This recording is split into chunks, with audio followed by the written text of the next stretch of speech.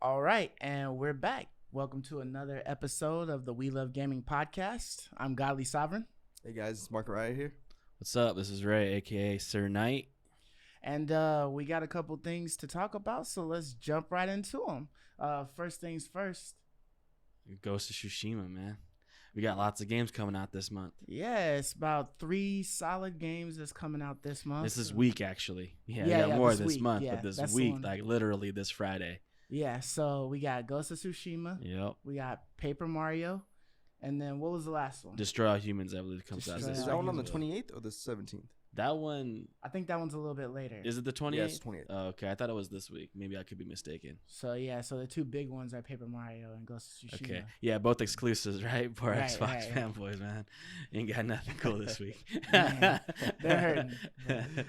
Yeah, but let's open up right with that Ghost of Tsushima. Yeah, I mean, they showed a us. video about that a few weeks ago, but we didn't get a chance to talk about it. And since it's coming out this week, we should probably, dig into it because it's really awesome. Right. Definitely. There was some good gameplay shown and whatnot. So I think it was like a cool 15 minutes or something like that of gameplay. Yeah. And, on Twitter, everybody was posting like last week that they got their pre-copies of Ghost of Tsushima. So it was there's mad people trying to flex on Twitter, and talk about what they had and everything. Like Ghost of Tsushima, it's made by Sucker Punch. Yep. Right. So they made Infamous, right? They made Infamous. So we haven't seen them since Infamous Second Son, right? Mm-hmm. So I feel like there was something small that they did. Has it really been that long? Because that's what I put that on my notes, right? Like 2014 was the last time we saw them make something. Dang. So they've been spending like 5-6 years on this game. Yeah, man. So I don't know, like, does that, is that a good sign, a bad sign? Does that give it too much expectation, or what do you think? I think that's a good sign if they've literally dedicated the entire production unit the whole to team. this game. Yeah. Then I think that's great because it's not like we're getting, a cyberpunk, CD Projekt Red type thing where they're kind of having to push it back. Like they seem like they're ready.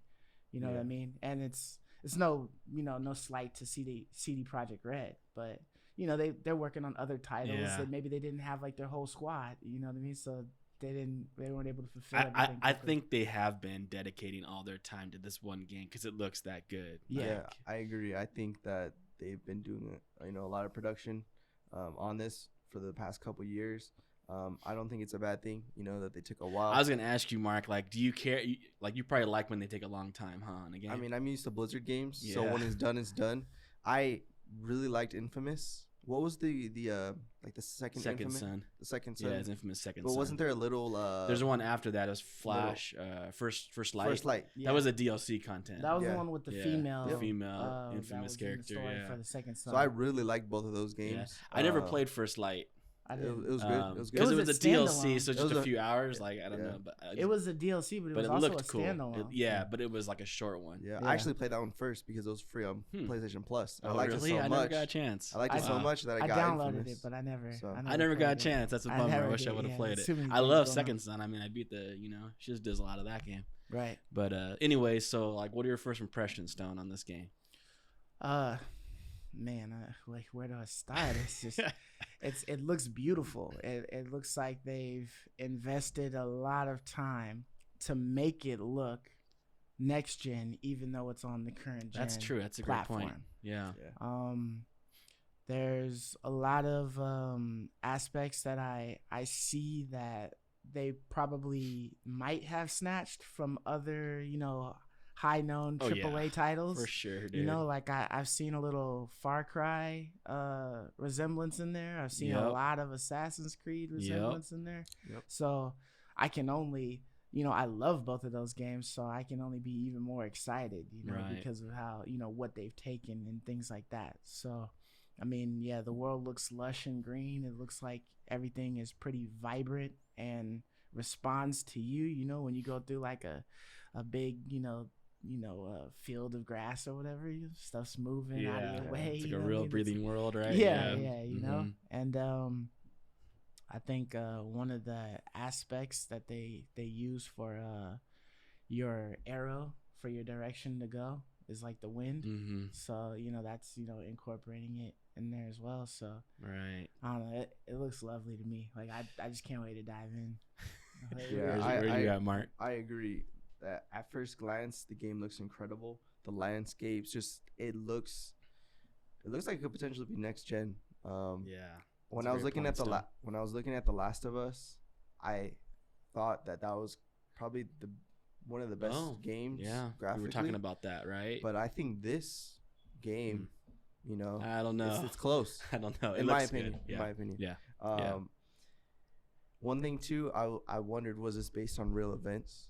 It takes place in 1274, and it is fictional. I looked it up to see it was based on real events. But it's based on, but it's the way it was then. It's based on that time period.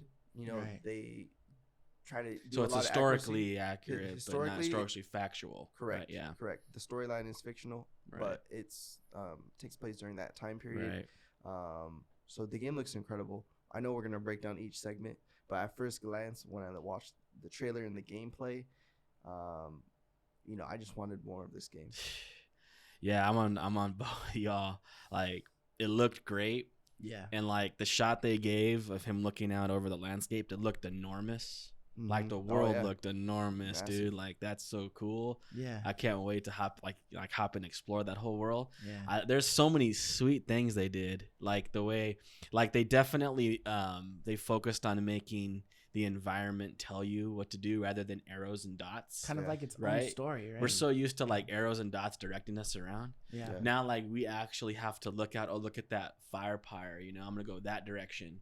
And then I'm going to click on it and I'm going to have the wind direct me there rather than like arrows and like a shimmer of line. Like they don't take away from the world. They make the world lead you rather than adding artificial things into the world. Right. I like that. Immersing you more into the world. Like my first thought when I saw this was it was The Witcher meets Assassin's Creed. Like I just kept thinking Witcher like so much as I watched it. Like the graphics seemed really similar to me. Like the way you played when you went into an area, you come across random dudes on the side of the road, it's telling you to stay away or asking you for help, or something like that. And you hop on and you help them, like, yeah, my first, and then Assassin's Creed, of course, because, you're the ghost, right? Yeah. So like definitely had Assassin's Creed vibes. And then I didn't think Far Cry, but you're right. I thought Far Cry, that makes a lot of sense. Like now that you mention it. Yeah. I mean, when you're going to these outposts and you're sitting here trying to tackle it, by either killing everybody that's in there, wreaking some type of havoc in there, as the ghost or whatnot, or just trying to get to the main objective, which is probably some general or something like that in there that you incapacitate, and then the rest of your guys just move in and take over. So that just gave me Far Cry aspects. Like, absolutely, man. Like feudal Japan is just super exciting. Like, man, I'm a huge fan of Japan. I know, I've always wanted to go there. Right. So like that's just super exciting that it's set in feudal Japan, which is how sick is that? I've been to Japan, but I would love to like actually explore it. Like to be honest, like I'm kind of like more excited for this game I think than I was for Sekiro, and I love from Software. Wow. But this game, I like the open world. You get to explore actual feudal Japan rather than like linear processes. Yeah. And the music was just stunning to me. Like I remember when I first started watching that trailer and the music, I was like, dude, this is just like immersive, like taking me to Japan. I couldn't wait. It felt like an old school, like, Japanese samurai movie or something like that. Right. And they were going for that. Like, because they mentioned that in their thing. So, I mean, that's like their forte. I mean, I guess we can move on and let's talk a little bit about the combat. Like, Mark, where are you at on that? So the combat, I like that. What's the term when he puts the ghost, when he puts the mask on? You have Ghost and you have Samurai mode. Yeah. So right? I like Jin the Ghost and Jin the Samurai. Yep. So I like the contrast of the two types. So you got like the honorable samurai. You can bow to your enemy. Yeah. I like that. Then the honorables. Samurai. So like the honorable side, and I like how you can switch it up. Depending on the situation. If you don't want to run into these three dudes head on, bowing to them, making it a long affair, you can just put the mask on. throw some kunai, do whatever you got to do. You sneak up on them. So what do you prefer then? What's your choice? It's situational for me. It's a mixed bag, man. Okay. Mixed bag. For me, it depends on the situation. Right, what tool do I need for the job? Okay, interesting take. I wouldn't play it like, all right, I'm role playing. I'm only gonna be the samurai unless the game tells me I need to. So I'm gonna play. What you feel whatever like the world presents to you. That's what I'm gonna do. Okay. One thing though too, I wanted to say what you were saying earlier about like I like how everything's kind of minimal, like the UI. Yes. Like, and that helps with immersion too, because you don't have all these other elements in the game. Yeah, I don't like pulling you away from the immersion. It's just distracting you from it. It's just so simple. So I do love that. So going back to the combat too. There's no combat numbers or nothing like that, which I think in a game like this we don't want that. Right. Nah, you don't need that. You want insta kills or like one cut kill somebody. I don't need to see numbers for that, right? Now, do you want to see health bars? No. That's a good point. Probably because sometimes not, like when you're working on an enemy that's a big, tough question. You don't know how many hits you like need. Like, so you're like, do I back up and heal up? But or do I Assassin's Creed doesn't have health bars, right? Does it? I can recall. Like you could just insta kill a boss. Like you don't need a health bar for that. Like a certain assassin target, you could just insta kill. Yeah. If you get their attention, you got to fight them a bit. But so I think I'm with Mark. I think no health bars at all. It just feels more normal. Yeah. And like what makes sense thematically. Right? I got you. Yeah. So I say the combat looks really fluid. It looks really crisp and clean. For The Witcher, when I played it again, I didn't think the combat was that fluid. But this game, the combat looks really fun, clean. So I'm hoping the combat feels as good as it looks in the gameplay we saw. There's a finesse to the combat. Yes, right? there is a finesse to this. One thing too, when he was doing an assassination, it was like he did a chain of them.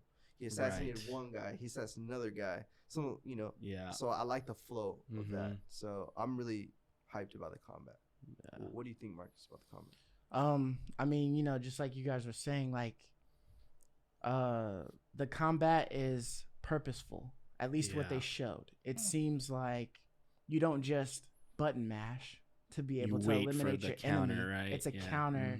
It's a counter game. You wait for the dodge. You wait for the move. Yeah. That reminds me of like Sekiro. That also, reminds me a little bit of like Dark Souls in a sense, because you had to properly time your hits and when you wanted to attack, if you wanted to do like max damage and whatnot. But the combat, it looks really great.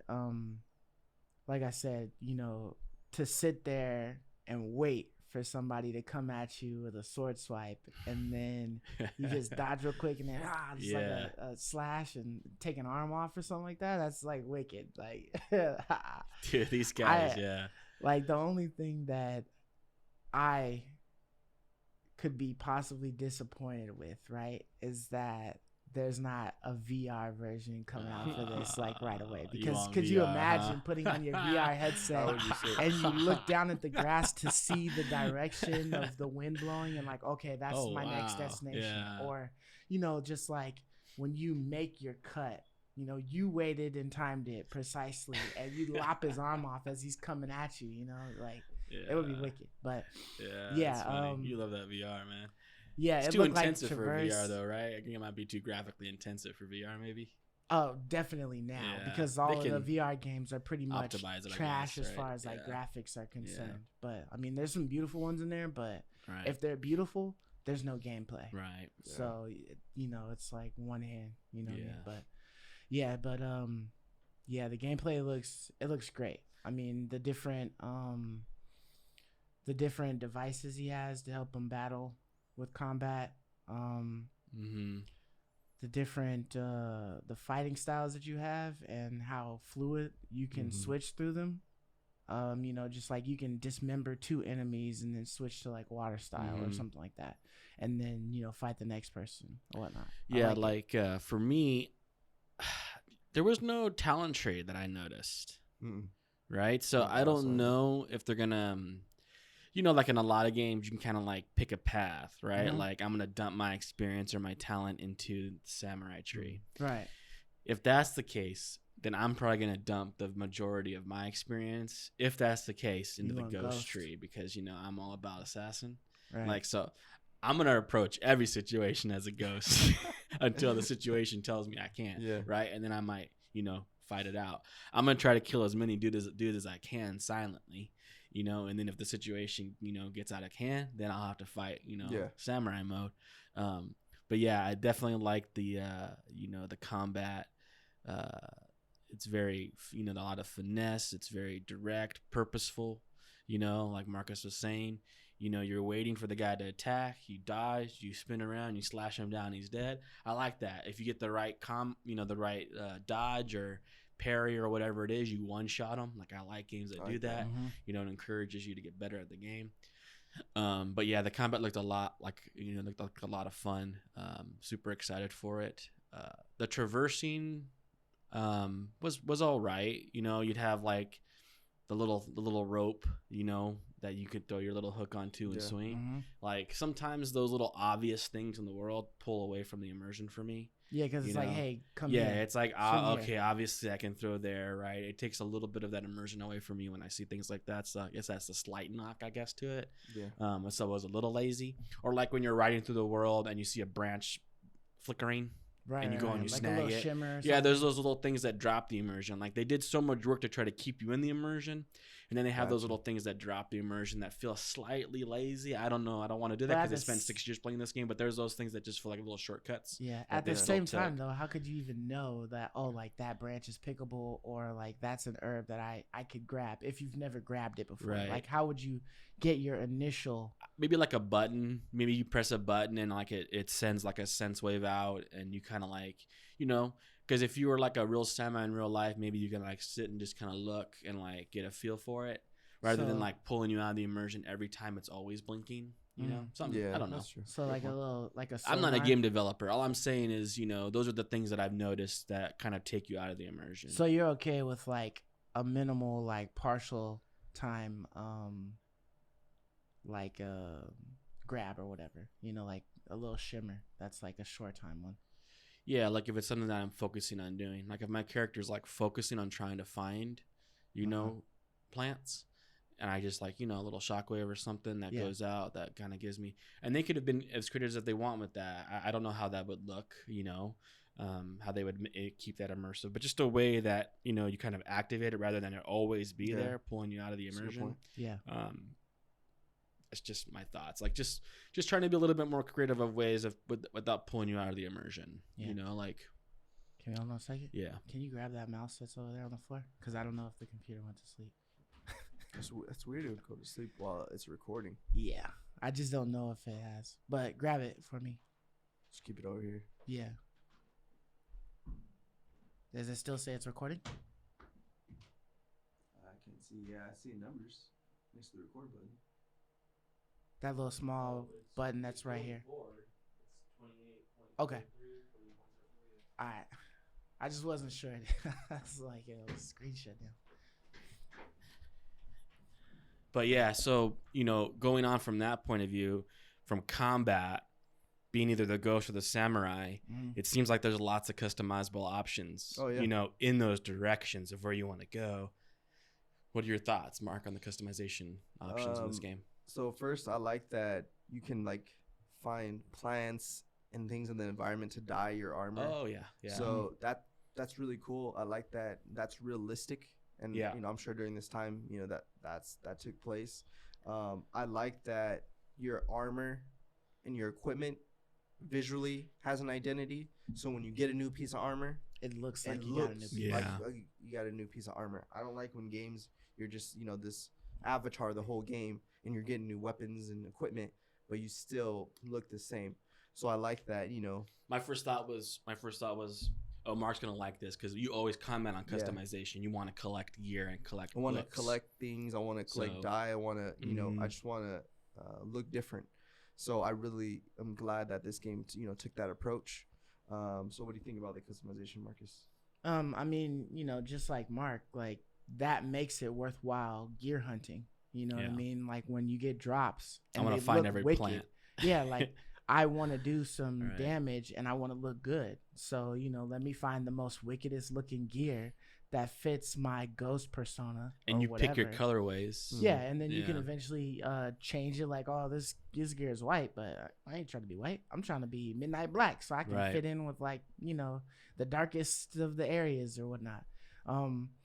But yeah, so I mean the different gear that looks great, and I mean there's got to be some kind of customization as far as like there's got to be some type of a talent tree, right? But it's got to be like minimalistic or something, right? Because it's got to be. You're putting something into going the way of the ghost. I'm surprised they didn't show it, but there's got to be something. They probably want to just keep it, close to the chest, until you play it. And by Thursday, I'm sure we're gonna see like the floodgates open with like all kinds of videos on skill tree and what you need to have first when you start, whatever. But I mean, I could see that. It seems like they just wanted to show their game off.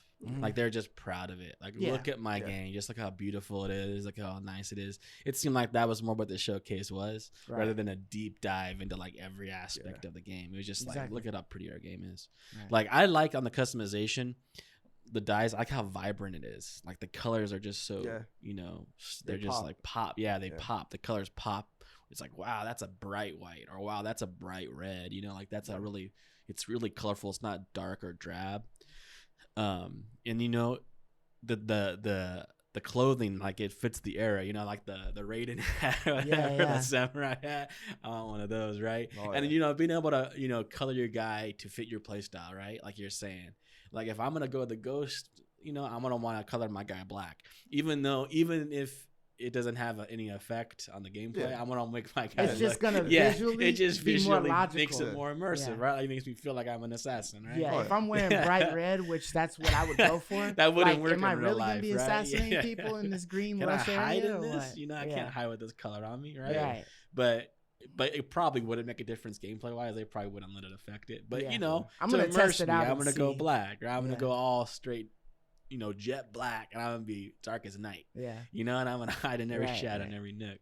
Yeah. I think my biggest thing is the katanas, man. The swords. Like, I want to see like they didn't really go into that, huh? Swords. I mean, they didn't talk about that, so I'm just hoping that Jin doesn't have the same sword the entire time.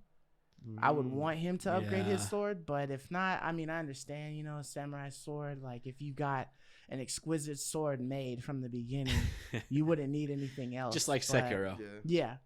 But it's like one of those things. Like, if I'm customizing all of my armor, I'm wearing face masks that I can customize. I'm wearing hats. I can probably shave or something like that. Like, I want to customize my damn sword. So if that means that all I can do is change the hilt, you know what I mean? Yeah. Cool. Like, they give me something, man. I want. They probably will. It might not be that extensive, but hopefully, because that's one of the coolest parts, your sword, right? Yeah, I think when I was looking at the gameplay introduction thing, they were showing like the different types of armor and stuff like that. And if I recall correctly, I think I saw the looks of the katanas that he had change. Whether it was in color, but when they were flicking through each customization, you saw the katana change. Yeah, I know I saw positions change as to where they were held, but or doubles or singles, right? Yeah, right. Mm-hmm. Yeah, so that's something that I'll definitely be trying to explore, because I want different swords. Like I want to, even if we're not talking about like, oh, this sword drops and it's only 2 damage, and you got this sword that drops and it's like 36 damage or whatever. I'm not looking for that per se. Right. But I just want him to like kill somebody badass and then like reach down, grab their sword, and he's like, damn, this is good. Toss his old sword. That's a really good question. His new sword I don't know if I don't know, Mark, do you want legendary gear? Like, you're hunting for legendary gear, or do you just kind of want that static, I have my samurai sword and it's more about the gameplay, not the gear? I would say for this game, I would just want to hunt for armor. As far as swords, I'm fine with keeping my sword throughout the game. Yeah. Would it be cool to have like a sword like with a sweet affix or whatever, like it lights people on fire, or I think that would little legendary affixes. So it takes away from the immersion. You don't want that. It doesn't. It wouldn't seem more like it's. I think like in 1274 when this game takes place. Your steel blade is as good as it gets. You don't have any emulators on there. Same with Assassin's Creed though, right? Like in the Egyptian times, that's just as old or older than this time period. And you had the legendary gear you were hunting for in Assassin's Creed. Yeah. That game wasn't trying to be immersive though, like this game is. So I don't know. I don't know the right answer. I think either way I'd be happy. Mm-hmm. But it's always fun, right? To hunt for those dope legendary pieces, Yeah. Or, trying to find them. Add a little Last of Us aspect where you can, upgrade your sword. Or upgrade your sword. Add a little liquid fire on there or something. Yeah, a little Bioshock, or strike it with like a smooth stone and, it bursts into flames because the oil you put in it. Like pulls up and light them up, That would be cool. Yeah. But like the last thing on this game, we love this game obviously, but we still have to wonder. I know we're all anime watchers here. Is the Japanese language something you would turn on and use, or would you keep it in English? I think for the second gameplay, like the second playthrough, I'd probably turn on the Japanese and then maybe try like in black and white. That movie mode, yeah. But I would just keep it in English just so I can be able to get the story and observe it without having to look at the words on the screen. I want to, check out everything else. You know what I mean? Right. Like I want to visualize everything. I want to be able to see everything that's going on. And then, later on, I'll turn on the Japanese. Picture mode, is that something you'd use? I've never really used picture mode too much. I attempted to use picture mode in Last of Us 2 to like take pictures of the PlayStations, but after a while I was like, I seen it. You know what I mean? It's not anything big. Where do you fall, Mark? I think it's cool that you can turn on the Japanese language in the game. I think that adds to more immersion. So I would try it out, with subtitles and see how I feel. Yeah. So I really like that you have that option. As far as the picture mode that they have, I think it's really cool that you can hide the UI. You can increase elements like wind, and you can that's true. do 360. Let's say you're fighting a boss and you're about to, decapitate them. You pause it for a second, increase the wind. You have your armor flowing right before you're about to cut their head off, and then you push play and you cut them. I don't know. I think it could. It definitely will make some sick like gifts and like you're gonna see a lot of that. I think things like this would be cool to record those clips and have save these screenshots. Because I feel like screenshots are something we did back in the day. But I feel like screenshots now, people don't really take screenshots of their gameplay, I'm guilty of that. So I think this, let's say you got a cool set of armor, you just took out your first boss. I think it's cool you can hype yourself up, and take a cool picture. So I think it's personally cool that they added such a thing to this game. Yeah, wouldn't you want to feel like Tanjiro when you go to slice a head off? Who's Tanjiro? From Demon Slayer. I haven't seen Slayers yet. Yeah, so you recommended it's like that. When he does like his water breathing technique. Oh, okay. It's like water that's flowing from his blade and stuff. That's cool. I'm still trying to get through that Rise of the Shield Hero. Oh yeah, that's a good which one. I've been liking. Yeah. But yeah, like the photo mode. So many of these games add a photo mode in, and I've never used it. Maybe I fooled around with it a little bit in like, what was it, like Spider-Man? Okay. Like a little bit when like I went to like the top of Empire State Building and allowed to take a picture or whatever. Cool. Like I did a little bit of that. Give yourself a selfie. Yeah, give myself a selfie. This game takes it to another level. Like Marcus saying, you could increase the weather effect. So that's dope. That's really cool. Maybe I would dabble. My personal preferences. I don't know how much time the dev team spent on this, but I would have rather have them have spent the time elsewhere. Improving something else rather than taking the time to incorporate a photo mode. I don't know. I think they're really proud of their game. I think they think it's gorgeous and they think it's beautiful. They're really proud of it, and they want to be able to, showcase it. Yeah, make memories of it and have a ways to, solidify their work of art. I get it, but I would have rather the manpower gone as something else. But maybe it was easy for them to do. I don't know. But I might dabble, but not use. Right. Unless Mark, I see Mark popping out some dope gifts. And I'm like, oh, shoot, man, I got to try now. You might get me excited. But as it stands right now, I'm probably not going to be using the photo mode too much. But yeah, Ghost of Tsushima, man. Can't wait. Yeah. Can't wait this week. So day one for me. That's a day one. Yeah, so for all of us, this is last time we did day one buy, wait. Yeah. Buy. Okay. This is a day one for all of clear. us. Yeah, Day we would one. rate this as a day one for yes. sure. I think without a doubt, right? I mean, it's if I can 9 o'clock, you know. First hour, right? Yeah, not just day one, but hour one. I mean, and you can see the last time we did these reviews, not too many games were day one buys, but this is definitely a day one buy. I think the next one we're talking about, Paper Mario, might fall on that mark. I'm gonna default to you here. Yeah, so Paper Mario and the Origami King. I haven't played a Paper Mario game since GameCube, right? And was that the first one or was it N64? I can't recall. I think GameCube was the first one. Okay, so I haven't played a Paper Mario in a long time. So watching the trailer and the gameplay. Yeah, they skipped a generation, didn't they? Yeah, I believe so. I don't think it was working well. It wasn't for the Wii or the Wii U. Actually, I think there was a Paper Mario for the Wii. I believe there was, but not Wii U. I don't think there was any on Wii U. Okay, so they skipped a generation, right? Yeah. Right. So, at first glance, at this Paper Mario, I love the style. I love the flipping of the character. I love the hand-drawn art. A lot of these comments we made about other games before, and I think you were like, oh yeah, this reminds us of Paper Mario. But I really like the combat in Paper Mario. I don't know if you guys seen, but it's kind of like a puzzle style of combat. Mm-hmm. So you can do your typical when you're out in the world jumping on enemy's head to just defeating them. Right. But when there's a pack of enemies or bosses, it's this ring style combat system. So I feel like them adding this element to this game, it separates the pack from, let's say you played Super Mario Odyssey. It just makes this game so much different opposed to just aesthetics. So the gameplay is just completely and that new. Wasn't in the original Paper Mario's, right? No, that game, no. Those game mechanics. Yeah, this new puzzle system where you have to use these rings, manipulate these rings. So you have a jump attack, which is a linear. You could attack up to 4 enemies in a row if you do your jump attack. You have a hammer attack, which is like a 2x2 square. So you want to align enemies in a square, 2x2. This is in the world. So this is when not the circle, right? This is when you approach like a pack of enemies or a boss. Do you have to time it? Do you have to time it?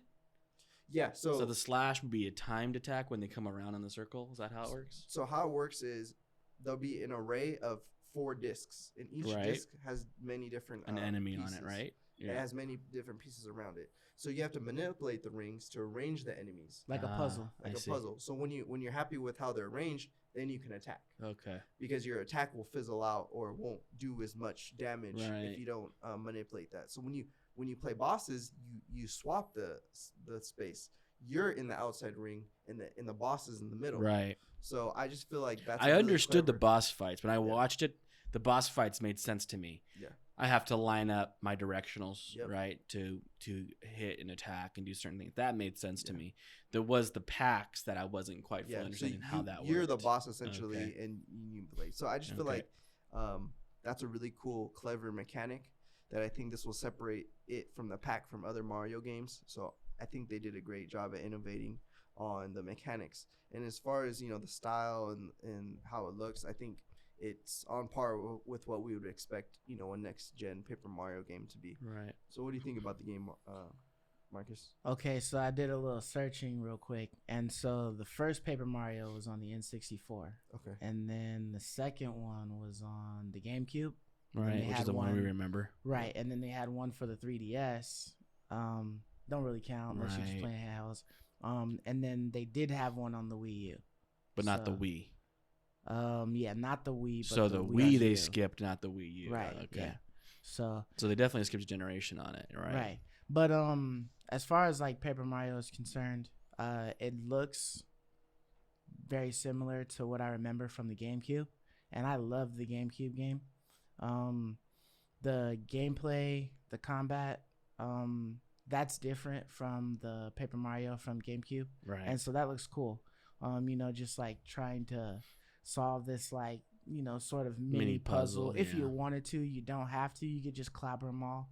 But you can kill them off quicker if you were to line them up and then get them in rows. And then you're able to get like bonus coins for knocking out multiples in one shot. You're also if there's like certain things that you're in, like certain battles or whatnot, and you needed, if it was timed or you needed like an extra boost or something like that, I think you can use coins that you've collected in the world to help give you like an extra 1-up or, you know, some type of a plus while you're battling. And then like you said, the bosses. Those I heard there were RPG elements. Yeah, there's like weapons that you can get, like hammers, to help and bash the Goombas and stuff like that. Better. Okay.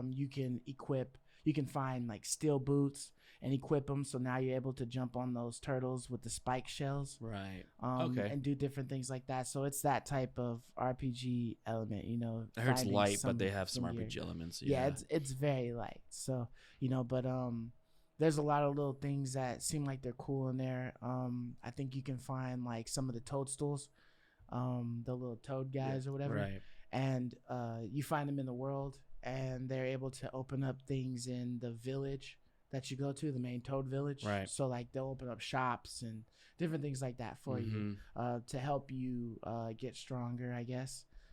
So it looks like there's a lot of stuff to do. It looks great, you know, for, you know, a Switch game. You know what I mean? Like they only have so much power that they can output. And I know, that's why I'm always like hesitant to pay the $60.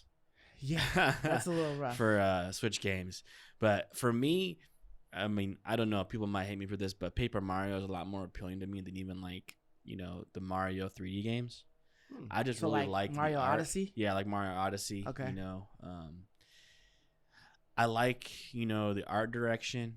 You know, I like the color schemes. I like the goofiness. I like kind of like the RPG, you know, top-down look as you're running around the world.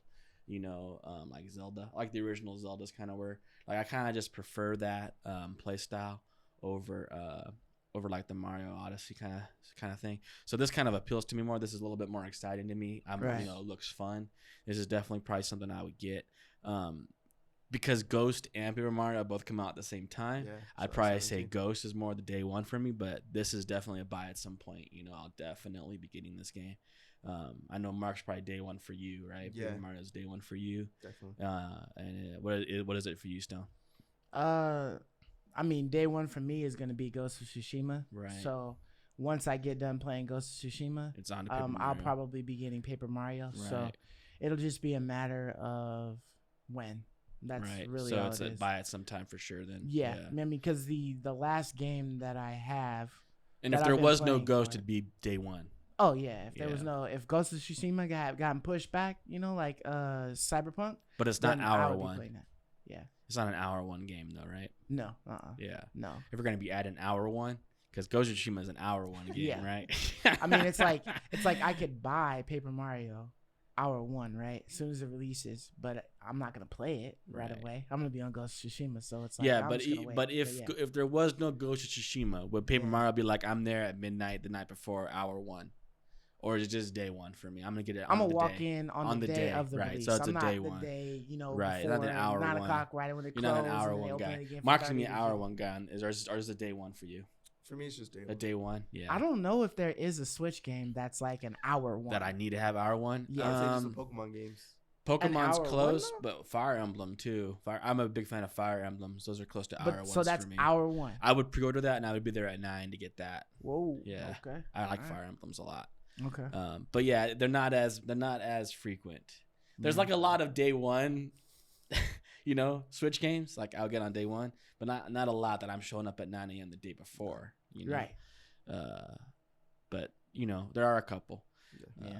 But so Ghost of Tsushima is an hour one for me, for sure. Yeah, so the other game that was releasing, well, you know, it's not releasing this week, but it's releasing possibly the week after or whatnot, is Destroy All Humans. Yeah, Destroy All Humans. I thought that was coming out this week. We're going to talk a lot more about Destroy All Humans from the Game Fest because we're all going to be playing that. Right. And so we're going to get a good feel for that game. We're all going to play that one. You already got it all set up. But like the little that I have seen of Destroy All Humans, it looks like a lot of fun.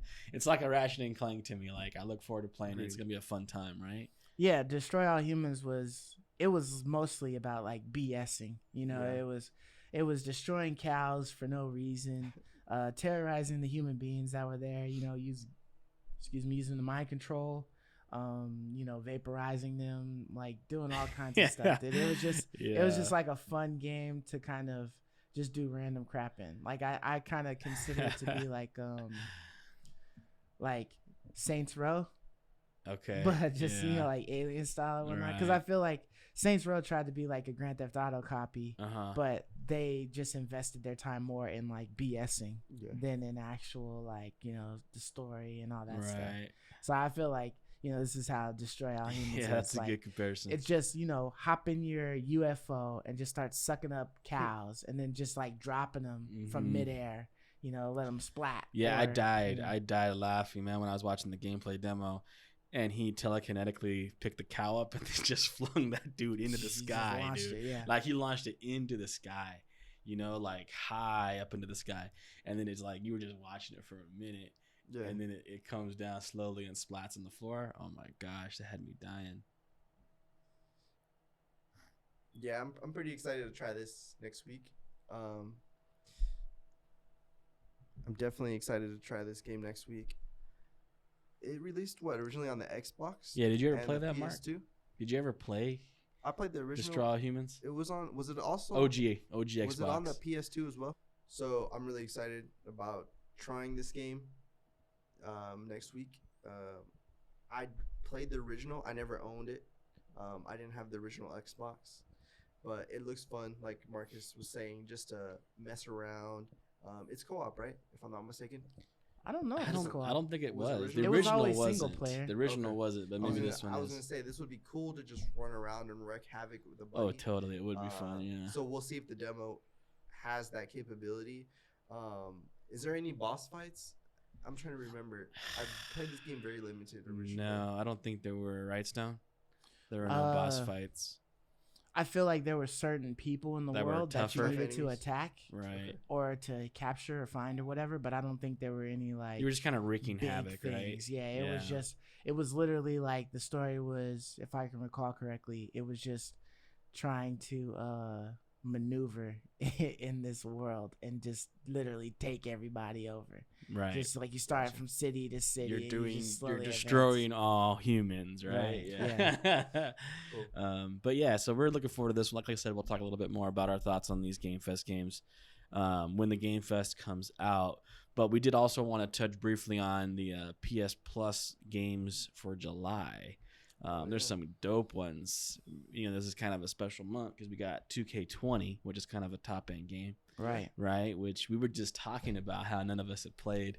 Right, the last one we had played was like 2K16 or something like that. Right, yeah, that was the last one I had. When it was free for the PS Plus. So here we go again. 4 years later. Yeah, here you go again.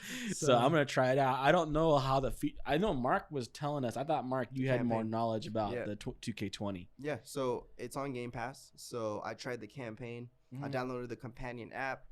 I recorded my face so that my character in the story looks like me. That's right. So I honestly like playing through the campaign. I like developing my character, seeing him go from a crappy, right, and the loser extra league, and G League, the G League or whatever league, to a star. Yeah. That was fun. I never played online. I really sucked at the game, so you just play the story. I just played the story, and I was really bad at the game, so I didn't have the desire to play online and get whooped. But it was cool. Yeah, I mean, just to take note too, I heard the NBA is thinking about filtering 2K audience noises into the stadiums for the upcoming Bubble League. Yeah, I heard that's funny. So 2K, we're really close to having just NBA players being in 2K. I mean, even the way they set up the courts at the Orlando Bubble, they're like identical to 2K. It's just copying 2K.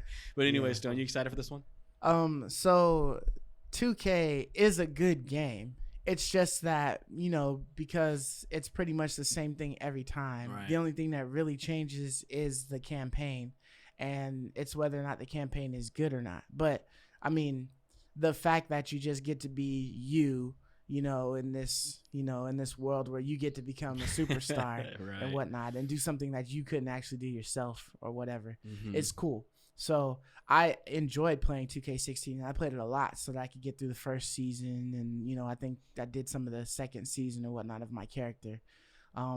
So I'm interested to play this one and start. I think by the time I had gotten 2K16, they didn't have the app anymore for the face recognition. So I need to jump on this and download the app so that I can get my face in the damn game before they erase that app and then put the new one for 2K21. So, but it's definitely something that I'm gonna play. I'm just trying to finish up Tlu 2 for sure, and then you got Ghost too. And then Ghost is gonna come. So. I'm probably going to. I did download it on my console, so I'm probably gonna start it up, get my face scan so that my character is in the game and saved, and then I'll just put it to the side, finish up the other stuff. Right. But it's definitely something I'm gonna play. And I was excited when they decided that they were gonna give us this for PS Plus because I'm like, it's like a real AAA game. Yeah, right? This should legitly be a free PS Plus game every year of like June or whatever, right? You know, when the July month of every year you get the 2K. It would normally be. I would say that it should normally be around the time of playoffs, because that's when people would be watching basketball more, and so then you would see a lot more downloads that people would want it on their system, and more people would be in it to play it, and then possibly they get some in-game currency purchase or whatever to get some more money. But, because of COVID, they pushed everything back. So that's why I say maybe not July, but like in June or something like that, because I think that's when the playoffs normally take place.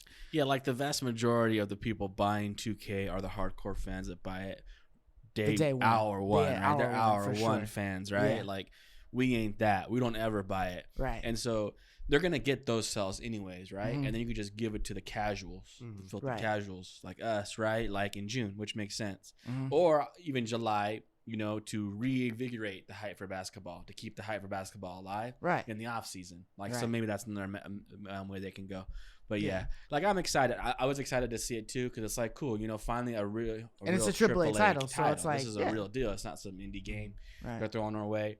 Or some really old game, in my opinion, like Tomb Raider, Rise of the Tomb Raider. Right. They're giving us that too. And that game seems really old to me. I've played that. I've been done with that for years. Right. So what's the second? What's the name of the second? The second one is the Shadow of the Tomb Raider. Shadow of the Tomb Raider. That's the newest one. Oh, okay. All right. So you have the Rise of the Tomb Raider. That was the first one that they had brought out. Right. With the new Lara Croft and all that. Right. Set up with the good That's story. That's the Rise. Or it's the first or second one. Okay. Shadow of the Tomb Raider is only the second one. I thought they had 3 of those. I don't even know. Yeah, check on that. All I know it's one of the OG ones. Yeah. Rise of the Tomb Raider is one of the OG ones. So that's the kind of AAA games that they usually give us. You know, those really old AAA games that no one's playing anymore, or you already played and beat it. Yeah. Because I've already moved on to Shadow of the Tomb Raider. Yeah. I bought that for the cheap on a PS Plus deal. So getting Rise of the Tomb Raider, that means 0 to me. Yeah. So I was happy to see 2K20. Yeah, I was happy to see 2K20 as well, because they're celebrating the 10th anniversary of the PlayStation 3, right? Right. That's what this event's for. So I was hoping maybe for an exclusive that maybe people didn't play yet, maybe like The Last of Us or just some other. That would have been dope. Rise of the Tomb Raider, everyone played it. It's like 6 years old now? It's old, man. Like I don't get that. I was just like, so it's really frustrating. It says it was released in 2016. The Rise of the Tomb Raider? The Rise of the Tomb Raider 20-year celebration. Oh, the 20-year celebration was released in 2016. Yeah, and that's when did Rise of the Tomb Raider come out though? Yeah, see, that 20-year celebration is already 4 years old. That celebration pack, that Game of the Year edition, is already 4 years old. We're not talking about the main game. We're talking about the special edition version. Right. Yeah, that's the one we're getting for the PS Plus. But yeah, the original joint. Yeah. So this one came out in 2015. 2015. So going on 6 years old, like Mark is saying. Like, come on, man. It's a 6-year-old game. But come on, man. Like, I can't stand when PlayStation does that. Like, when you saw 2K20, you're like, oh, snap. It shocks you. And then you're like, wait a minute, Rise of the Tomb Raider? What? That game is so old. But don't you feel that way when they give you like games like FIFA? Oh, yeah. And stuff like well, that? FIFA's cool. Like, if they're new, I want newer games. Yeah. I don't mind them giving me a game that's a couple years old, like 2018, 2019. But why are you giving me 2014, 2015 games? I don't know. I mean, I think it's going to be, I like that they give you like 2 games because it's gonna be something for somebody somewhere at least. Oh, I like There's getting gonna two be something games. that I just want both the games play, to be. I want the games to be a little bit more modern. Yeah, for sure. 6-year, half-decade-old games. Yeah, I mean, you know, how many like off the shelf sales are you getting now? You know what I mean? Like, I want something that, you know, maybe their sales dropped, you know, to a considerable amount. Right. I don't know, maybe like I don't even know what would be a considerable amount for, you know, a video game company. Maybe like 10,000 sales a month or something. I don't know. Depends on what they opened up with. But I think at a certain point, you know, there should be a lot of games that they just give you for free, just because, you know, maybe it would be better for a different type of game where the company would be able to get money off the back end. So like GTA 5, that should be free. Yeah. There's too much money that they can make from the GTA Online. Yeah. They should not be charging people for that. Yeah, we're gonna get into game prices here in a minute. Yeah. But because this is the special anniversary, right? Yeah. We're getting like one additional game. Yeah. And that's Erica, the interactive, you know, thriller. Yeah. Right. And what did you think of that, Mark? I was pleasantly surprised. I liked that it was all like, what do you call this style? It's like a real recording. Yeah, it's live action. Live action, right? So, It's a movie. It's a movie. Yeah, it's live action. Yeah. So I liked how it looked. I like when you interact with something, it has a fingerprint. You know, your fingerprint. So that's how you open and touch things. I like that it was kind of like a thrill. It had like it's a thriller, right? Yeah. So there's some of the scenes in the trailer that were kind of like creepy, on edge. You didn't know what was going to happen. So this was like a pleasant surprise. I know it has some interactive with your cell phone elements. So I don't know how that's going to tie in, but I like that, you know, it has some more depth to it. So this was a pleasant surprise in my opinion. Yeah. I never heard of this game. I've never seen it until it was free. So what'd you think? Where you at, Stone? Well, I mean, just looking at it, I was like, okay, Erica, I've never heard of it before. Right. So, you know, it wasn't even on my radar anywhere. So then I look at it and I'm like, wait, this is a movie. Like, this isn't a game. This is a movie. This is real people. It's not like I'm looking at some superb graphics. Right. I'm looking at real people. Footage. Yeah. And then, you know, there's like questions that pop up and I'm like, oh, okay. You know, this is different. You know, and so the first vibes that I was getting when I looked at the trailer and, you know, and some of the gameplay or whatnot, it was this looks like, it reminds me of Heavy Rain. For sure. Right? Because Heavy Rain, what was the other thriller one with Hayden? It was the female one. She was like running from some big guy. Something like that. It was like its own little game. I can't remember what the thing was. It's from the same Crystal or whatever place that made Heavy Rain. Yeah, I think it was the same place, but it was like Right. a really scary one that was supposed to be crazy. Yeah. But anyways, it just looked, it felt like Heavy Rain with your decisions, and that it looks like your decisions would be really important that you made in it, and it might define the story. Yeah. I don't know if there's any different outcomes or anything like that, because once again, I didn't even know anything of Erica in the first place. So this looks like something that I will download to my console and check it out. Just to play it. You know, it seems like it's something that I could just casually sit there with possibly my wife even. And then she would just watch it. Yeah, that's while a great point. And that's a great point. It might be interesting enough for somebody to just spectate. Yeah, you know, that's a really good point. So, is it Beyond Two Souls or Until Dawn? Is it one of those two? Until Dawn. Until Dawn. There you go. Okay. Until Dawn was the name. Yeah, this has an Until Dawn kind of feel to it for sure. It essentially looks like just a live action Telltale game. Yeah. Yeah. So yeah. Yeah. In another sense. What Yeah. it looks like. Yeah, it's crazy for me. Like when I was trying to research it, you know, I look it up. I didn't think it was. I saw that picture, that live action, you know, thumbnail. Yeah. And the YouTube search. I just kept scrolling down. You're like where's this game at? Come on, where's this game at? I kept scrolling down because I didn't think any of those thumbnails was an actual game. It looked like a TV show. Like I thought it was like, oh, there must be a TV show called Erica 2, you know, and I got to find this Erica gameplay. Right. So I just kept scrolling and passing it up, you know, and then, you know, finally I decided to click on it, and then you see the interactive aspects of it. You're like, oh, snap. And you see the little, you know, speech bubbles, you know, that you got to click on to like move the story forward to make decisions. And like my first thought was VR. I totally VR. It looked right? like it should be you VR. open up bags, you know, with your hand. You're watching. You like you could tap, you know, your hand the scenes you want to, you know, use to progress the game. Right, and it kind of looked like it was like in a first-person perspective. Yeah, it did type like of it was view. first person. So it seems like it would fit really well. But I feel like that would be a lot for that game. I don't know, because I mean, if you're watching a movie in first-person perspective, like. You're taking for account, you're looking down to see like, oh, what's the color of his pants? Yeah. Who's moving behind me? Like, if they catch all of that, that would be pretty wicked. I would like that. The first thing I was thinking too, I was watching this. Oh, this is totally something Marcus would get into, man. You always just fool around with these weird things like this. Yeah, it just looks you like give something shot. that you would give be. It a shot. Yeah, I'll definitely give it a shot because Yeah. it's unique. You know what I mean? I haven't seen it like that before. I haven't played with an interactive movie. Last time I dealt with anything that was like really interactive, you know, I was reading Goosebumps books. When was the last time this happened, right? Where they made an interactive movie like this? Yeah, I don't know. I wonder if like as a full-length movie. This probably something for a kid or something like that. I remember on Netflix they released a couple interactive movies. You know what? I think you're right. Wasn't that like they're like thrillers too. I'm trying to remember the name. But they were popular for a little bit. Netflix released a couple of exclusives. Well, you just use your TV remote to interact, I guess? Okay, yep. You do the decisions, and then based on the decisions, I wonder, like, is there like a long pause to make a decision? Are the actors just kind of sitting there waiting for you to make a decision? Like, how does that work?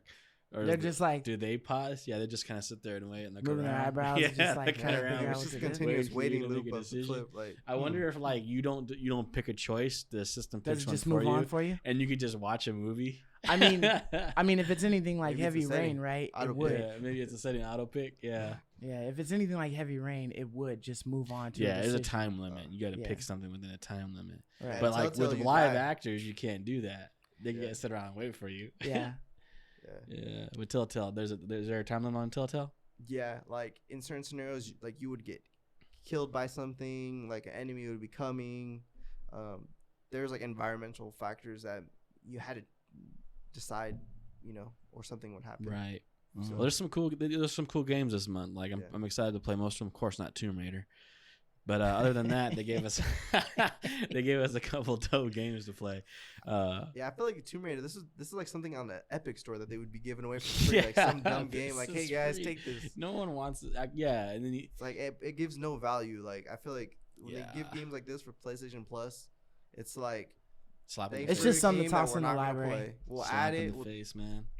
But yeah, like it's a good point on value, right? Like, what am I getting for my monthly subscription, right? Like a game that I'm not going to ever touch. Like, that's what frustrates me. You know, I rather them give indie games because I probably haven't played the indie games, right? So they're at least games that I haven't played before. Yeah, I rather them not be like these super old, half-decade-old AAAs. Yeah. But luckily, they gave 3. 2 of them here seem good. Yes, so 2 of them do seem very, very good. Yeah, and speaking of value, right? So, I was on Twitter and I was checking out a lot of these posts. So they were mentioning bio-mutant, and that was a game that we had discussed about, and I told you guys that I was definitely interested in playing that one. And so they were basically showing that Amazon had the collector's edition on sale, half off for a pre-order.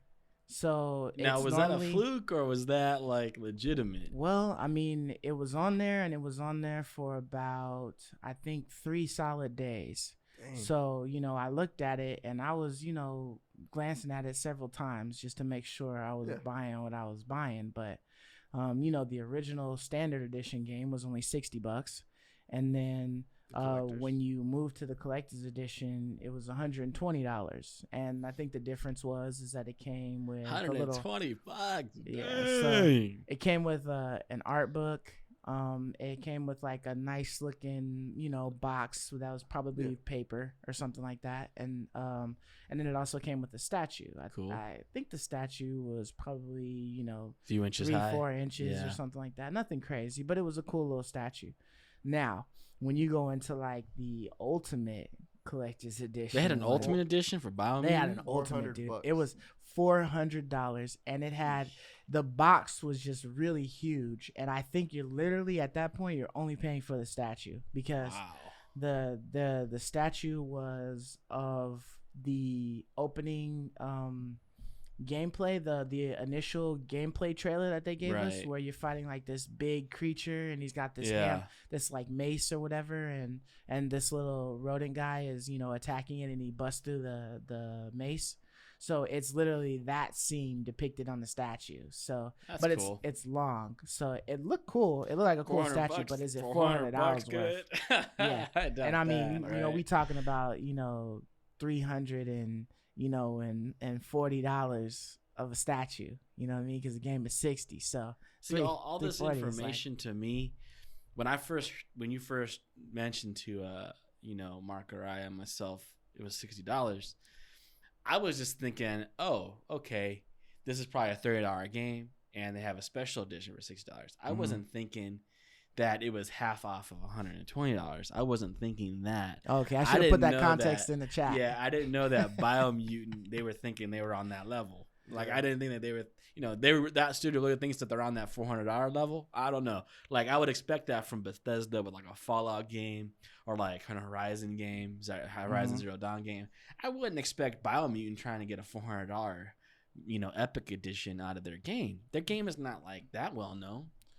Yeah. I think this is a cash grab. I don't see enough hype. No way. I would potentially, let's say bio-mutant did well. There's a second bio-mutant. Sure, release a statue for an iconic character that we have grown to love. But you're selling us a $400 statue for something that could potentially be good, something potentially could be a paperweight, something that we'll see at Marshall's, TJ Maxx, because no one's going to buy it, and it's just going to, It's like, come on, man. At first glance, when you watch this game, and it's coming out for PS5, I honestly think indie game. Like, when I watch it, my first thought jumps to an indie game. It does not jump to a AAA title. No. So Spider-Man or Horizon Zero Dawn makes a AAA title. Yeah. So I mean, the studio that developed Bio-Mutant is Experiment 101, and I believe that was a really small studio. So that was an indie studio. Now it did get purchased, or is at least in conjunction with THQ Nordic. So that's a larger studio, which, I mean, maybe they were able to, you know, give more bodies to make it a greater product. Right. But yeah, I mean, you know, when you first saw it mentioned and whatnot, you're thinking, you know, maybe it's indie. But at the same time, I wasn't thinking it was fully indie because of how good it did look when I saw it. It didn't feel like it was indie graphic quality. It felt like it was a little bit more than that. Right. But, you know, definitely, you know, when you're looking at something, you know, where they're giving, you know, the statues and stuff like that, a $400 version. Yeah, it definitely seems like a move of a smaller studio where they're just like putting out the pre-order. So if you want it, hey, we got a place that we make these statues at where we can get them, where we can buy them for a good price. But this is how much it's going to cost because we're a small studio. We can't afford this shit. So we can't make it cheaper. My first thought is that they're trying to get more out of the people that are excited for their game, like Mark is saying. Like it's a cash grab. So you think it's strictly a cash grab? I think that they don't think they're going to get the numbers that they were hoping for after the years of development. So they're trying to come up with ways to glean a few extra bucks off the people that are excited. But there isn't enough hype around this game to have a $400 statue. Because if the collector's edition already was 50% off before the game already came out on Amazon, I think that just tells it all. It's a great point. The game's...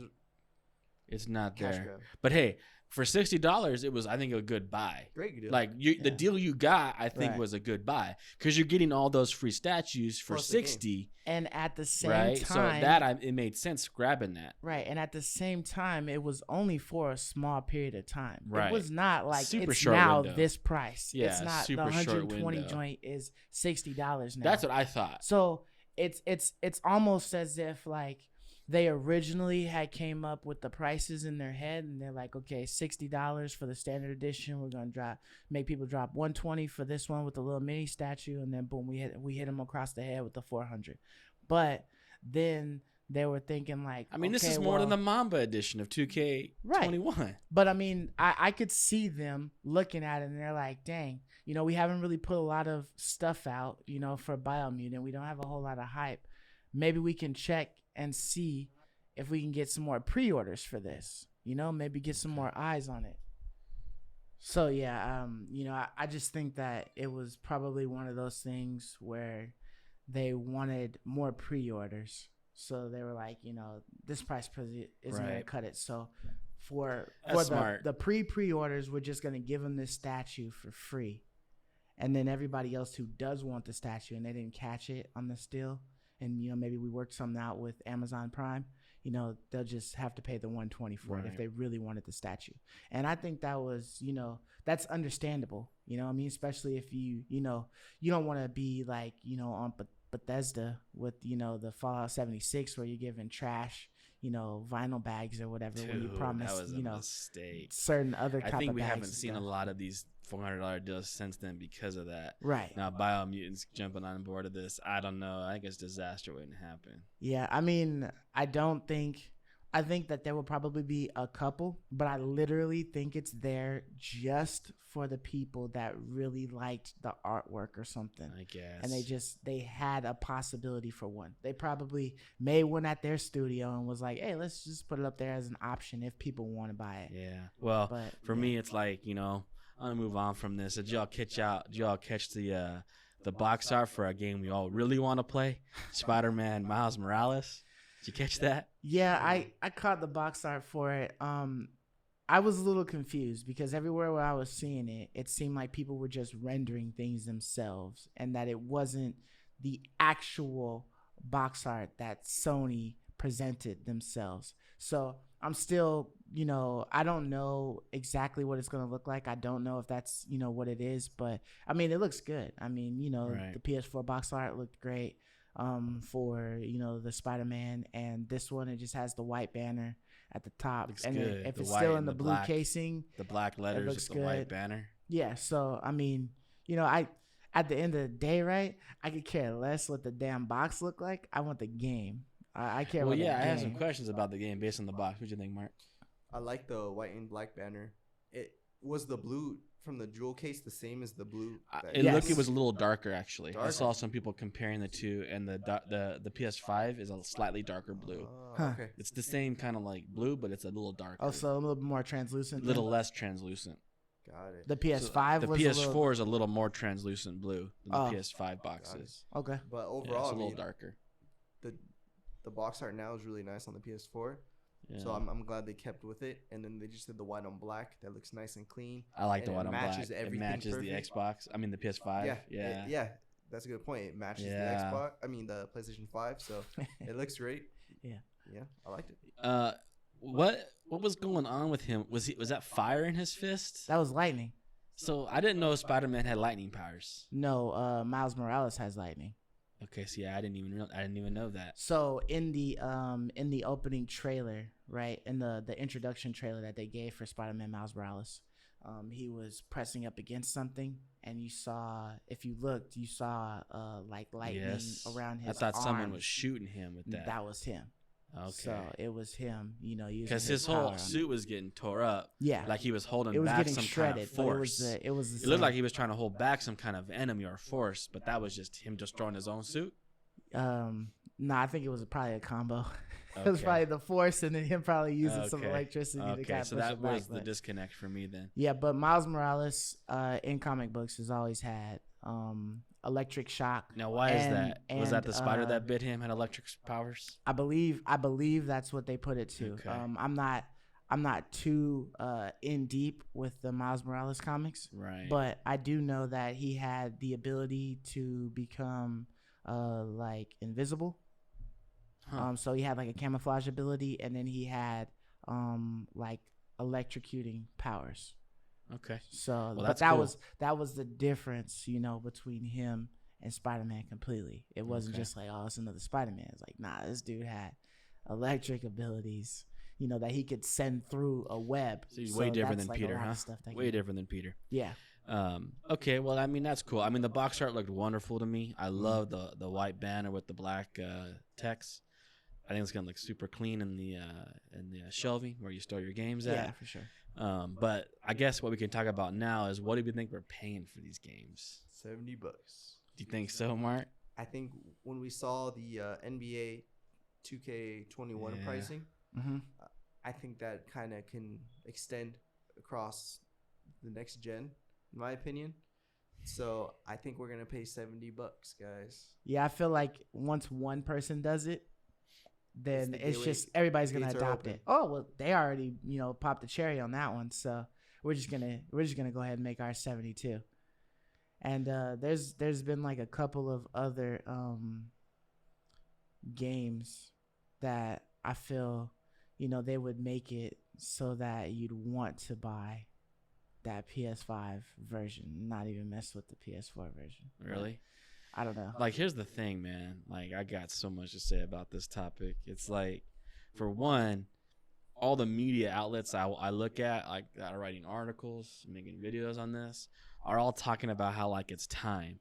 Like, if you compare inflation rates with other mediums of entertainment, like movie tickets. Movie tickets have gone way up. Yeah, but here's the difference. There's such a major difference that none of these outlets talk about. Is these game developers have found so many ways to make money inside the game.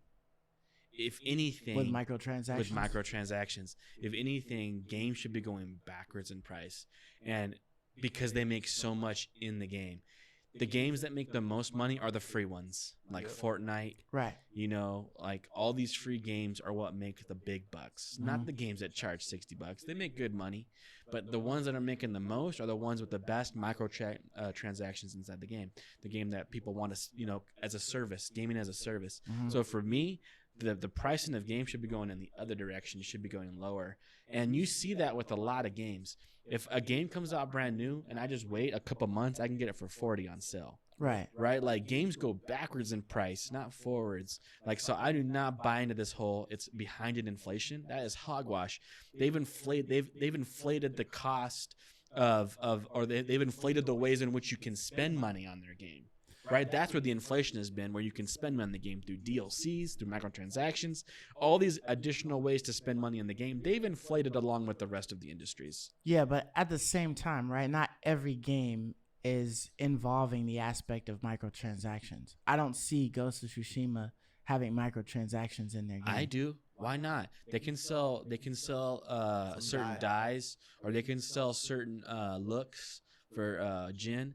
You can find all different sorts of ways to make money off your product that doesn't involve increasing the entry into your product. You should be trying to find more ways to get people to buy the product, not making the point of entry harder. So you would want a game that just has like maybe some basic textures or whatnot for gear, and then like 90% of the gear to be microtransactions, but you bought it at like $30. Well, I don't know where you got 90%. I don't know what percentage. Because they're gonna want their money somehow. They can have, but it depends. 10% of 1,000 is a lot of looks in game, right? 10% of 10 is not, but 10% of 1,000, that's a lot of looks in the game for free. And then if 90% of them are microtransactions, that's fine. But if I'm getting 100 unique individual looks in the game, I might be fine with that. It depends on what the 10% is that I'm getting, right? I don't need them to put, I don't need 1,000 different looks. I don't need that.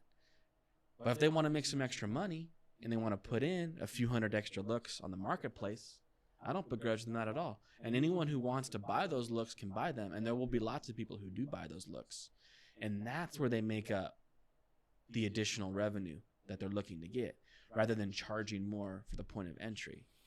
I don't know. I feel like after a certain period of time, right, it wouldn't just become like looks and and colorways and different things like that. I feel like they would start pinching on the gameplay, like the content. I disagree, because this is why. Start putting certain things. I disagree. Do we look at Bungie?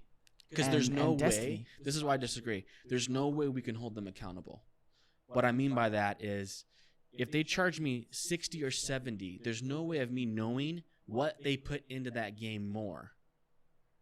No, because it's all done behind a curtain. It's all done in the developing lab.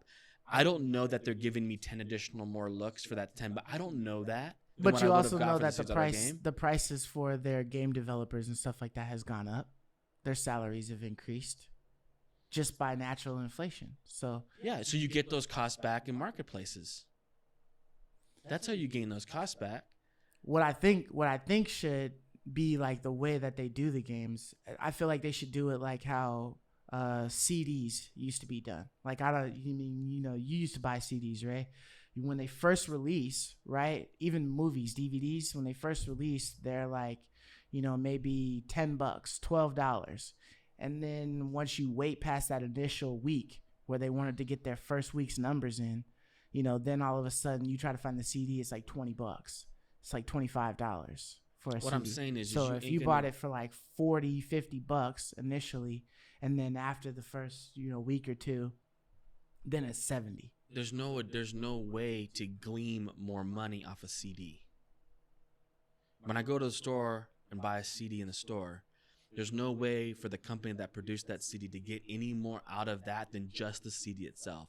So that's why that has inflation, right? Because the CD itself can't produce any more value. A video game can. They can put internal micro markets into the game. And I don't want pay to win, but giving people more options and more choices, gaming as a service, that people want to pay money for, that is how you produce more money on your game. That's where the big bucks are. Not charging $10 additional in the game. That's not where the big bucks are at. The big bucks are at in micro markets. Yeah, personally for me, I know how much does the developer actually get from these brick and mortar sales. So if Walmart is selling the game for $70, the developer is getting maybe $2-3 on that increase, maybe? Right. Maybe $2 if they're lucky. So I feel like it's not a good move because we're not getting much value as a customer. Like when NBA 2K21 on the PS4 is $60, but on the PS5 is $70, it's like, where's that value? Like he was saying, how are we holding them accountable? Right. Like, is this disc like magic? Like, is it cost more to print on this PS5 disc? No, I thought about this. I was like, maybe the disc costs more. But no, let's face it. You pop in the disc, it just has a unique identifier in the disc. It's and still Blu-ray. And then you download, and then you download the whole game.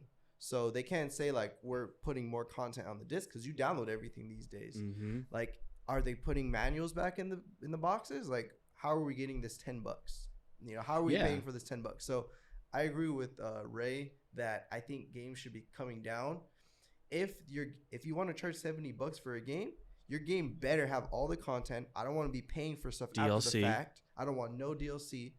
And I feel like nowadays they're trying to do best of both worlds. They want to charge you $70, and then they want to sell you everything under the sun as if they were a free game. And I feel like it can't. You could do one or other. You pay $70, there's no DLCs, or it's free, and you charge me for all these little components you want to do. I hate seeing both. So for me, I want to keep the price as low as possible because all the developers are double dipping, and for a consumer, it doesn't feel good. Yeah, it's weird how the Xbox One or the Xbox Series X can go down in price. Why? Because they want people to enter into the realm.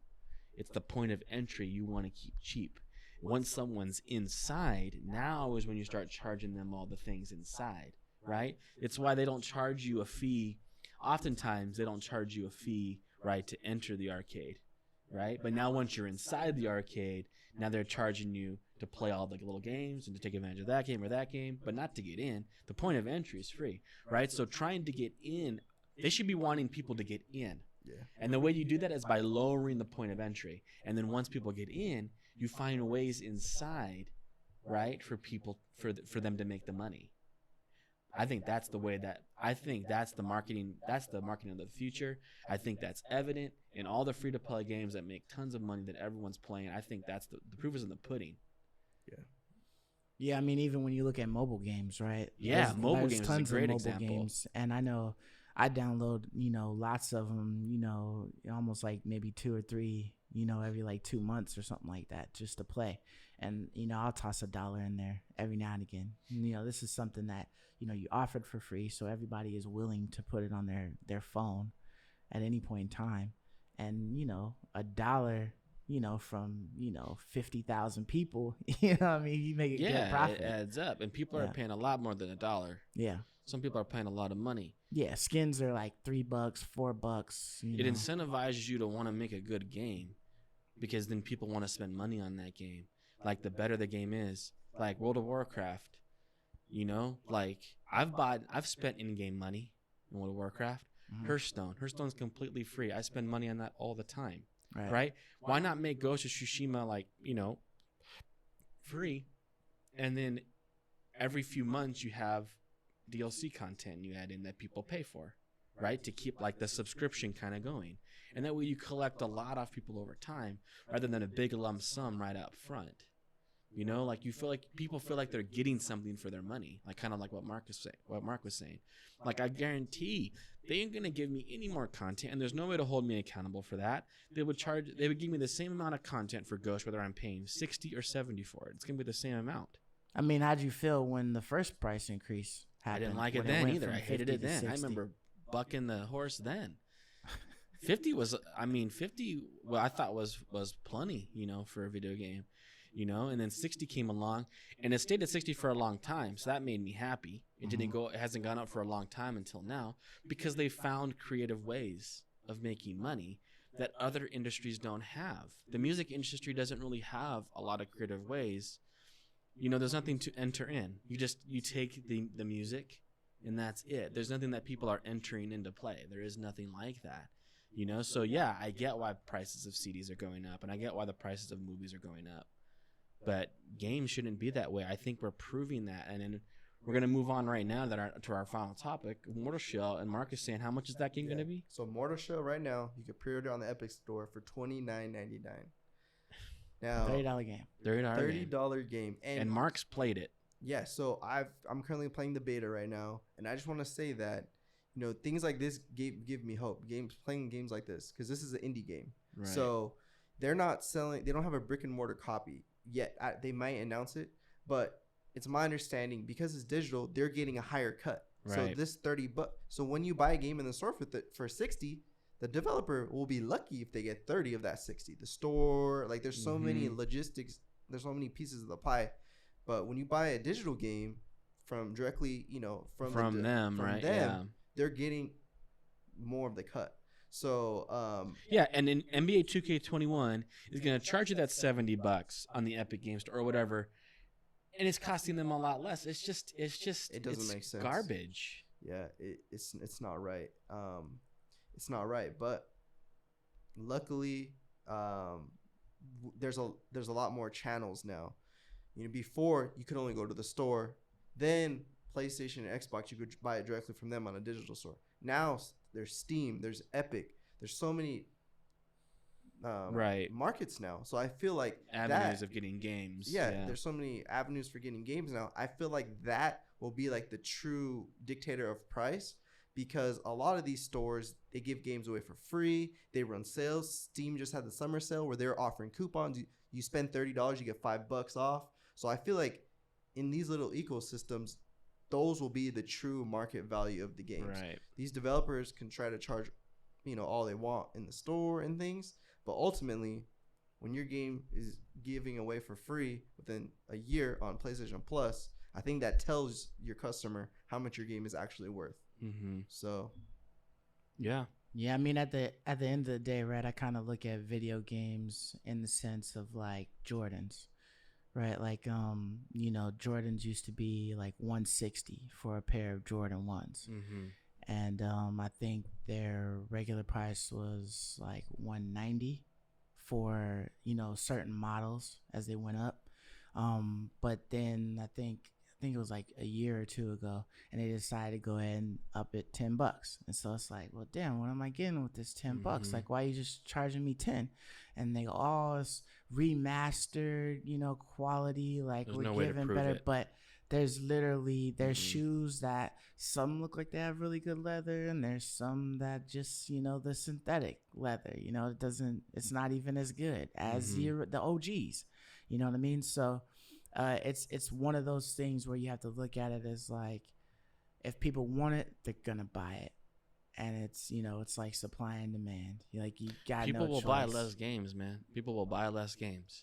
Well, like they'll buy fewer games. If that happens, right? I mean, already with games being at $60 for as long as they've been at, right? You have to pick and choose what you want to just drop on. You know what I mean? Because you buy 2 games, you already at $130 dang near, with taxes and stuff. So, so if 2 games are coming out, just like, this Friday, you got Paper Mario, that one's $60, and you got Ghost of Tsushima, that's $60. Well, I'm not about to buy both of them at the same time. I'm about to buy Ghost, and I'm gonna just wait. I'll catch I'll catch Paper Mario, maybe Black Friday or something. Maybe there's a deal on that, or I'll just catch it later when I got time. But there's gonna be a lot fewer games that are gonna be day one, hour one, that I would buy just because of price. Yeah. Like it's just a fact of life, And so like I would much rather them go the other direction, lower the price of games, and then offer more buying opportunities inside the game. And there may be it may be one of those things where like 2K21 is just testing the waters right now, just to see what's going on, and see if people are willing to pay for it. And that's not one of those. I don't feel like it's one of those games that should set the tone because of what they entered with, giving the Mamba Forever version, and then, making it so like PS5 is, 70 and the PS4 is 60. Like at the end of the day, if the game is playable on the PS5 as a PS4 disc, I'll just get the PS4 disc unless the graphics are just crazy different. Yeah, I mean, like with the Mamba edition, $100, you see the difference of what you're getting, right? You see the base model, art. And you see, but there's something that you see that separates it, and then you as a consumer make that decision. Right. If that additional thing that you want, that cover art is worth $30 to you. I think you. In-game currency is normally in those legendary editions. Right. They give you something for it, and you as a consumer make the decision. Just upping the price doesn't leave me any decision. I don't know if I'm getting anything more. Yeah, it is what it is at that point. It is what it is. You're taking it for face value. Yeah, you're taking it for face value. Where like that's what's frustrating is like they say, like you were saying with shoes. Oh yeah, it's better, more high quality. There's no way for you to confirm or deny that.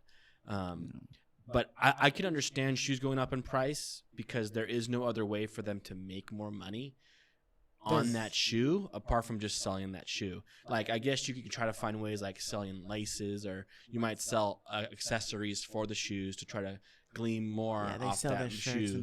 But it's harder, right? It's harder to make money off the shoe itself. Right. The shoe itself is all it is. Yeah, it's a one-time video sale. Game isn't all it is because it's online. You can mold it, you can change it, you can add to it.